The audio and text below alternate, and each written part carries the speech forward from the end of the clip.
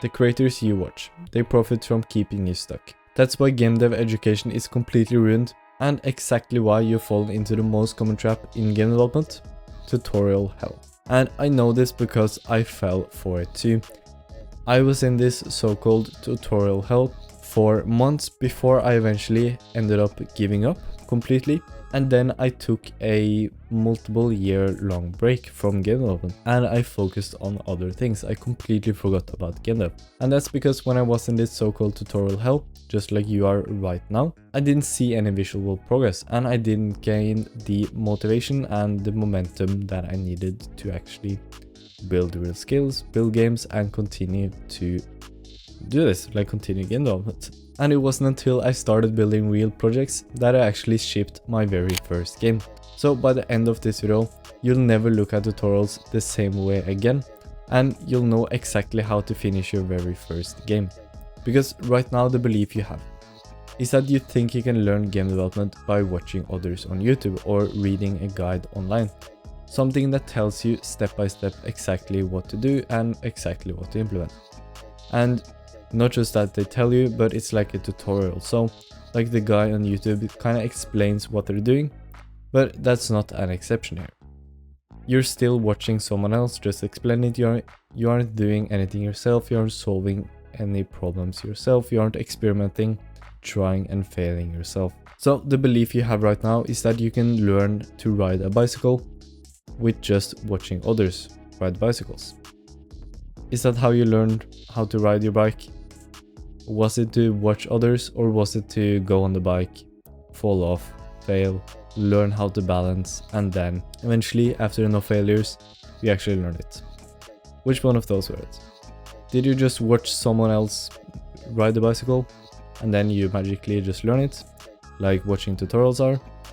Or did you actually try to go on the bicycle, fell off a few times, like you had to get your dad or mom to push you, and you fell off, you needed to learn like the balance, and eventually you got it? Which one of those were it?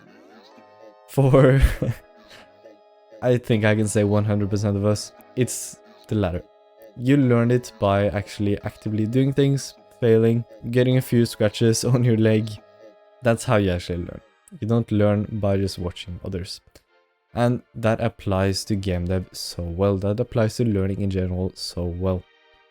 Basically everything you learn. For example, when you're sitting in class, you don't learn when the teacher is actually talking. You learn when you are doing tasks that's related to what the teacher just said, like the topic you're trying to learn. So if the teacher is talking about like biology, you don't learn biology by just listening to the teacher. You're maybe going to remember like 5% of that. Or if you like do remember it, it's kind of like you have to be reminded, and then you can implement the things that your teacher said, but you can't practically use it on a test. So if you just were to listen to the teacher, don't take any notes, don't do any of these active things, like taking notes, doing tasks, writing papers, doing other things, you would fail your test because you wouldn't be able to actively use any of the things that the teacher said. Even though it might feel productive and you feel like you're learning new things in a moment, you won't remember it and you won't be able to use it actively. So what's the point? You get a full sense of progress because obviously when you're in class, you learn a lot of new things that you haven't heard before and you might even understand the topics, but you can't use it practically. So basically it feels productive, it feels like you're learning, but in reality, you aren't able to use it practically or on a test or in real life. So did you even learn it? Can we say that? No, we can't. Hopefully you said that as well. Because that's the real answer. You didn't learn it if you can't actually use it. Very basic. So you can probably think of like a moment where you actually watched a tutorial, or doesn't need to be tutorials even. It can be like in class, where you think you're learning so many things, like you're watching this tutorial or you're sitting in class, whatever your example might be. You're watching this tutorial, you feel like you're learning a lot of new things, like it makes sense, like, oh yeah, that makes sense that I need to like input the position into this function in the game engine. Like obviously, that makes sense. But when you try to actively use it, you won't remember these things. It's not something you will remember because it's just information at the back of your brain that you will just forget within a few minutes or even hours after you watch the tutorial. And after that, it's going to be at the very back of your brain where you have to be like reminded of it to get it back. So you won't be able to use it practically, just like the example we said before. And deep down, you have noticed this feeling when you're watching tutorials. You have noticed this, and deep down, you know that it doesn't work. I don't need to like explain it to you that it doesn't work, because deep down, if you're just honest with yourself, you know it doesn't work. So it's no point of explaining it anymore. But what I can explain though is that YouTubers, they profit from you being stuck. You can think of their incentive. Basically, they make tutorials and they make a lot of it. So when you watch tutorials, you need more tutorials because you don't properly learn how to do the things that you watched in the tutorial. You don't learn it. So you come back for more tutorials because remember what we talked about before? It feels productive. Like when you get all these aha moments and like you think you're learning, feels productive. It's very easy because you aren't using your own brain. You aren't solving anything. You don't need to build anything. You can just follow the tutorial, follow the steps on your computer even. It's very easy. So for the viewer, it feels both easy as well as it feels productive. So like it feels easy and productive. If something is easy and productive, like we as humans are obviously going to do it. But that's actually tricking ourselves. So talked about, it's a false sense of progress. It's a false sense of productivity. And it's easy, which actually isn't a good thing. In learning, when things are easy, you won't remember it. Basically, if things are hard, you will remember it much better. The hard things, that's like in short, just building things, experimenting, doing your own things, researching yourself, doing things actively, not being held in your hand all the way through. So the YouTubers, they have this viewer that thinks that tutorials are both productive and easy. So they will consume it, obviously, and they will consume a lot of it. When things are easy and productive, people love it. People love things that are both easy and productive, like just sound, you know, basically. Like if you made lectures that were easy to understand, as well as they felt very, very productive, they would get views, basically. So that's why YouTubers make them. They have this incentive. Basically, you can't blame the YouTubers, or you can, but there's no point in blaming the YouTubers. They just follow demand. They profit from it. That's not a secret. Or maybe it was a secret, but now at least I exposed it. When you think about it, like really, don't need to be a genius to understand it, as long as you are conscious of it. But basically, the reason why we watch tutorials is just a lack of knowledge about efficient learning.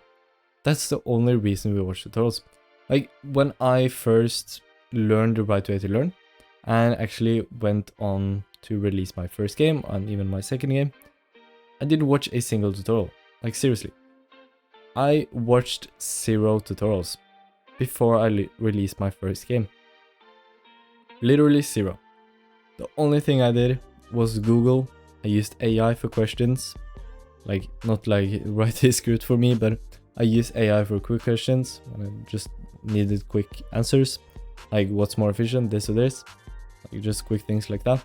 And I Googled, used Stack Overflow and Unity documentation. It's the only thing I did. Didn't watch a single tutorial, so you don't need it. Watching a lot of tutorials and not doing things actively instead is simply a lack of knowledge about efficient learning. That's the only reason we binge watch tutorials. Tutorials, that's what we call passive learning, like we talked about before. But passive learning, like tutorials, should maybe be around 10% of your time learning. But what you're doing right now is maybe 100. And that ties me to my next point, which is what saved me and made me finally finish my first game. And that's what we're going to do instead. So what's the opposite of passive learning? I'm asking you. Well, hopefully you said active learning, because that's the right answer, at least. And active learning, that's basically where we solve problems. We build prototypes, doesn't need to be full games. Just prototypes, experiments, solve problems, and in short, just use our brain. Requires some cognition of us. watching a tutorial doesn't. Like your mom could probably follow a Unity tutorial because they literally tell you step by step what to do. There's no thinking involved in that. But experimenting, solving problems, like I said, making prototypes, that requires cognition. Like, you can do that while you're watching like Netflix, playing Subway Surfers on your phone and talking to someone. You can do that. You would need to like think. You need to have like a full focus when you're actually making prototypes, solving problems, experimenting, all these things. You will need to use your entire brain. You can't do anything on the side. It would be extremely hard to like focus on a YouTube video as well as trying to solve a problem at the same time. So that just proves that you need to use your brain. And using our brain, basically you can define that as active learning in general. Just learning where you use your brain a lot, that's active learning. Like, I like to use that as a definition. It's not perfect, but it's very like easy to understand. And active learning, like I've said now, experimenting, prototyping, building things, solving problems, that should be 90% of your learning time, while passive learning can be 10%. So you kind of get like updated on new things, like you can watch a video about a specific concept, need like a concept overview, whatever, or in your beginning stages when you don't know how to do anything, then sure, you need to watch the tutorial so you can understand like what the variable and function is. But once you have all of these basics down, you can gradually decrease your passive learning time and increase your active learning time. And since active learning is more efficient than passive learning for learning, that means that you'll actually learn more as you become more experienced, because you can experiment with different things. You have like your own systems that you can experiment with, and you know how to experiment, you know how to research, like you know all these different things, so you can do more active learning, and active learning is more efficient. So in turn, you actually end up learning more as you get more experienced, which is awesome. So obviously when you're starting at game development, you don't know how to do anything.